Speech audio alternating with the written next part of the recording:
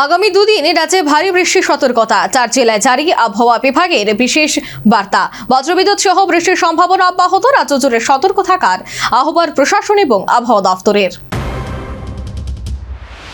ভারতীয় আবহাওয়া দফতরের আগরতলা কেন্দ্রে সোমবারের সর্বশেষ পূর্বাভাস অনুযায়ী আগামী 24 থেকে 48 ঘন্টায় ত্রিপুরা পশ্চিম, সিপাহীজলা, গোমতী এবং দক্ষিণ জেলায় এক বা দুই স্থানে 7 থেকে 11 সেন্টিমিটার পর্যন্ত ভারী বৃষ্টিপাতের সম্ভাবনা রয়েছে।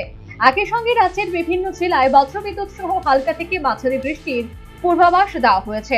আগামী 7 দিনে রাজ্যের অধিকাংশ এলাকায় হালকা থেকে মাঝারি বৃষ্টি ও বজ্রঝড়ের সম্ভাবনা থাকবে বলে জানিয়েছে আবহাওয়া দফতর। প্রথম 3 দিন বজ্রপাতের ঝুঁকি বেশি থাকায় সাধারণ মানুষকে প্রয়োজন ছাড়া খোলা জায়গায় না যাওয়ার পরামর্শ দেওয়া হয়েছে। সোমবার আগরতলার সর্বোচ্চ তাপমাত্রা ছিল 34.4 ডিগ্রি সেলসিয়াস এবং সর্বনিম্ন 25.6 ডিগ্রি সেলসিয়াস। বাতাসের সর্বোচ্চ আপেক্ষিক আর্দ্রতা ছিল 96%। গত 24 ঘন্টায় আগরতলায় 7.6 মিলিমিটার বৃষ্টিপাত রেকর্ড হয়েছে।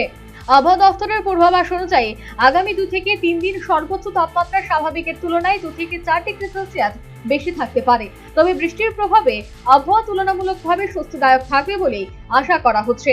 প্রশাসনের পক্ষ থেকে বজ্রপাত এবং ভারী বৃষ্টির সময় প্রয়োজনীয় সতর্কতা মেনে চলার আহ্বান জানানো হয়েছে।